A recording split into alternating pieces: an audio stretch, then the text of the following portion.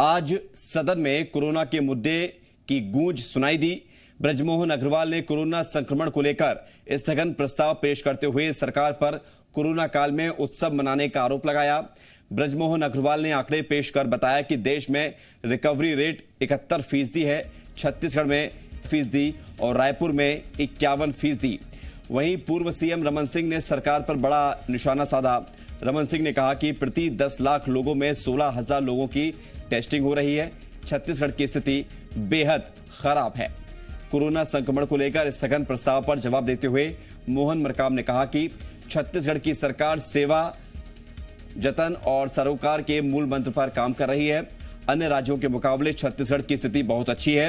वहीं कोरोना के मुद्दे पर जनता कांग्रेस छत्तीसगढ़ विधायक धर्मजीत सिंह ने कहा कि पिछले कुछ दिनों से स्वास्थ्य मंत्री टीएस सिंहदेव की पूछ परख कम हुई है। कोरोना से युद्ध चल रहा है, लेकिन स्वास्थ्य मंत्री को बोलने का भी अधिकार नहीं दिया गया है।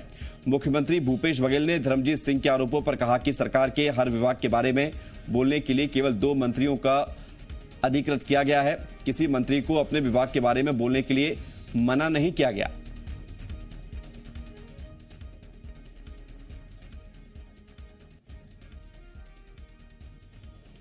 जिस प्रकार से छत्तीसगढ़ में उसका फैलाव हो रहा है, आज ही केवल 1278 और लगातार जो संख्या बढ़ती जा रही है, इसको लेकर के स्थगन प्रस्ताव की सूचना दिए हैं और उसको ग्राह्य करके उस पर चर्चा जारी है और चर्चा के बाद में बाकी विषय में चर्चा करेंगे।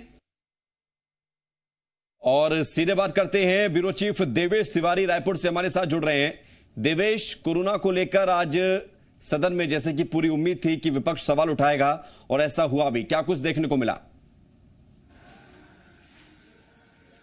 देखिए, 3:30 बजे से चर्चा शुरू हुई है। इसके पहले जब शून्यकाल के दौरान विपक्ष ने कोरोना महामारी और प्रदेश में क्वारंटीन सेंटर में हुए मौतों को लेकर के स्थगन प्रस्ताव की सूचना दी थी, उस समय भी लगभग आधे घंटे इस पर चर्चा हुई थी, जिसमें विपक्ष के द्वारा दिए गए स्थगन प्रस्ताव को अध्यक्ष ने पढ़कर सुनाया था। बाद में मंत्री की ओर से उसमें मंत्री का वक्तव्य आया था कि जो आरोप विपक्ष की ओर से लगाए गए थे उन तमाम आरोपों में सच्चाई कितनी है।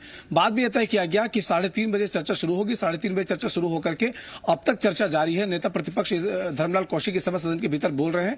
उनके बाद अंतिम जवाब जो है वो स्वास्थ्य मंत्री को देना है। इस बीच यह देखने को मिला कि सत्ता विपक्ष के जो विधायक हैं वे लगातार सरकार के कोरोना से लेकर के जो लड़ाई चल रही है उस बात में जो क्वारंटीन सेंटर की व्यवस्था है उन तमाम बातों का जिक्र करते रहे। हालांकि वो दिन अब बीत चुके हैं। क्वारंटीन सेंटर से आगे बढ़कर अब जो आइसोलेशन सेंटर है, जो कोविड-19 सेंटर्स हैं, उन पर चर्चा की गुंजाइश मानी जानी चाहिए, क्योंकि क्वारंटीन सेंटर जो है वो तब बनाए गए थे जब प्रवासी मजदूर बड़ी संख्या में, लगभग 7 लाख प्रवासी मजदूर छत्तीसगढ़ लौटे हैं। ऐसी जानकारी आज स्वास्थ्य मंत्री ने दी है। क्षमता के बारे में उन्होंने बताया कि 5 लाख से अधिक क्वारंटीन सेंटर की क्षमता रखी गई थी, ताकि जो अन्य राज्यों से आने वाले मजदूर हैं उनको क्वारंटीन सेंटर में रख करके उनको 14 दिन के आइसोलेशन के बाद उनके घर में भेजा जा सके। लेकिन इस समय जो स्थितियां बनी हुई है, विपक्ष लगातार हमलावर है, क्योंकि प्रदेश में जो जांच की क्षमता है वो दिल्ली के अनुपात में काफी कम है। जो हालांकि जो डेथ रेट है वो अन्य राज्यों की तुलना में छत्तीसगढ़ में बेहतर है। इस बात को स्वास्थ्य मंत्री ने सदन के भीतर बताया। लेकिन विपक्ष के जो हमले थे वो लगातार इस बात को लेकर के थे कि केवल एम्स ऐसा अस्पताल है जहां पर मरीजों को सही तरीके से सुविधा दी जा रही है। बाकी जो सरकारी अस्पताल है जहां पर कोविड-19 केयर सेंटर के रूप में जिन्हें डेवलप किया गया है, उन तमाम अस्पतालों में उस तरह की सुविधा नहीं है जैसी होनी चाहिए। वहां पर डॉक्टर्स, जो स्वास्थ्य कर्मी हैं, वो दिन में एक बार आते हैं मरीजों से पूछताछ करने के लिए, बाकी टाइम वहां पर कोई होता नहीं है। उसके अनुपात में जो एम्स है वहां पर हर घंटे में मरीजों का ऑक्सीजन लेवल चेक किया जाता है। तो इस तरह की जो अव्यवस्था है उसको लेकर सवाल खड़े करेगा। एक बड़ा एजेंडा जो कि थोड़ा राजनीतिक जरूर था लेकिन कोविड से जुड़ा हुआ था, उस बात को विपक्ष के विधायकों ने कहा कि मुख्यमंत्री निवास में पोला का कार्यक्रम हुआ, बड़ी संख्या में वहां पर लोग जुटे थे। इसके अलावा गोधन न्याय योजना की शुरुआत भी इस कोविड काल के दौरान कर दी गई, जिसमें सोशल डिस्टेंसिंग का ख्याल नहीं रखा गया। तो जो भीड़ जहां पर सरकारी कार्यक्रमों में जुट रही है उसको लेकर विपक्ष खासतौर पर निशाने पर विपक्ष ने एक बात और सामने आई है, मांग सरकार से की थी। पूछ परख को लेकर भी सवाल उठाए गए, खासतौर से स्वास्थ्य मंत्री को लेकर कि वो बात नहीं कह पाते, उनकी पूछ परख कम हो गई है। ये क्यों कहा गया है? इसके पीछे क्या कारण?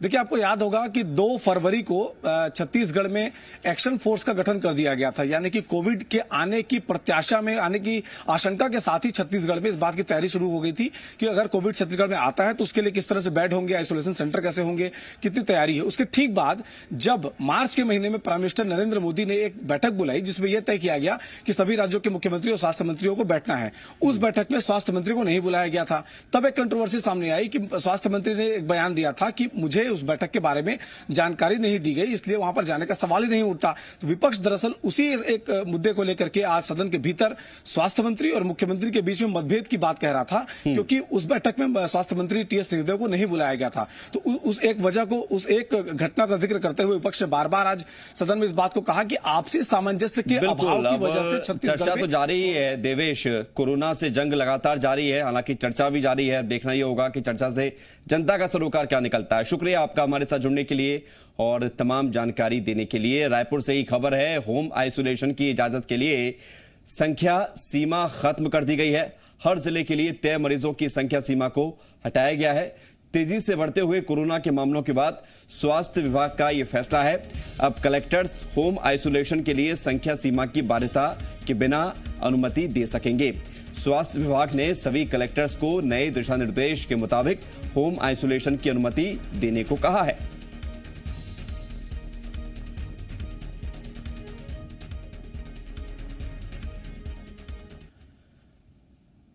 छत्तीसगढ़ विधानसभा में आज विपक्ष ने सदन में हाथियों की मौत का मुद्दा उठाया। पूर्व मंत्री बृजमोहन अग्रवाल ने ध्यानाकर्षण के जरिए मुद्दा उठाया। बृजमोहन अग्रवाल ने हाथियों की मौत को लेकर वन विभाग के अधिकारियों पर लापरवाही का आरोप लगाया। बृजमोहन अग्रवाल के आरोपों को वन मंत्री मोहम्मद अकबर ने नकारा। सरकार की तरफ से जवाब देते हुए मोहम्मद अकबर ने कहा कि लापरवाही की वजह से हाथियों की मौत हुई, ये कहना सही नहीं है।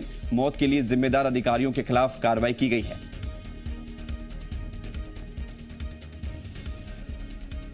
हाथी जैसा जानवर को लोग जहर देकर मार रहे हैं, मुझे लगता है कि कोई अंतर्राष्ट्रीय गिरोह है जो छत्तीसगढ़ में हाथियों को इस प्रकार से हत्या कर रहा है और उसके ऊपर में चर्चा करवाएं।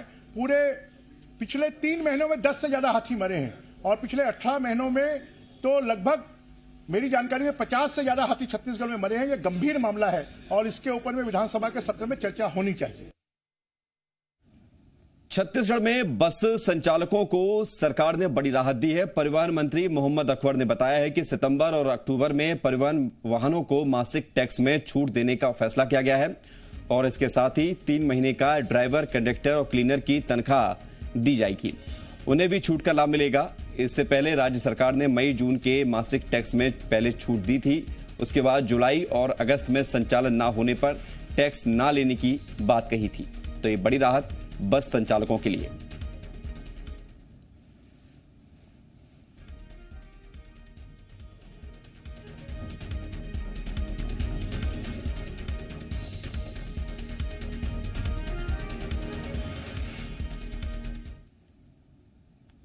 अंतर्राज्यीय और अखिल भारतीय जो पर्यटक परमिट के वाहन हैं और समस्त मंजिली गाड़ी जिसमें स्लीपर वगैरह होते हैं, उनको माह सितंबर और अक्टूबर 2020 के देय मासिक कर में छूट प्रदान किया जाएगा।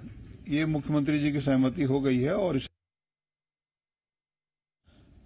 बड़ी खबर दंतेवाड़ा से है। यहां नक्सलियों के खिलाफ पुलिस को बड़ी सफलता मिली है। पूर्व विधायक भीमा मंडावी हत्याकांड में शामिल 5 नक्सलियों ने पुलिस के सामने सरेंडर किया है। इनमें से 3 नक्सलियों पर इनाम भी रखा गया था।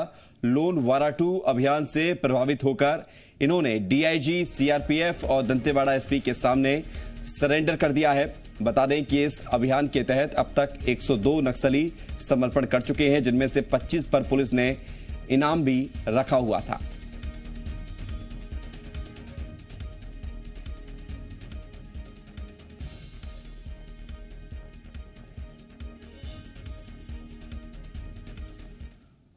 बलौदा बाजार में सड़क हादसे में बाइक सवार एक युवक की मौत हो गई, जबकि एक युवक गंभीर रूप से घायल हो गया। डोंगरी डी इलाके में कार और बाइक की आमने सामने से टक्कर हो गई। यह हादसा आप देखिए, सीसीटीवी में यह पूरा हादसा रिकॉर्ड हुआ।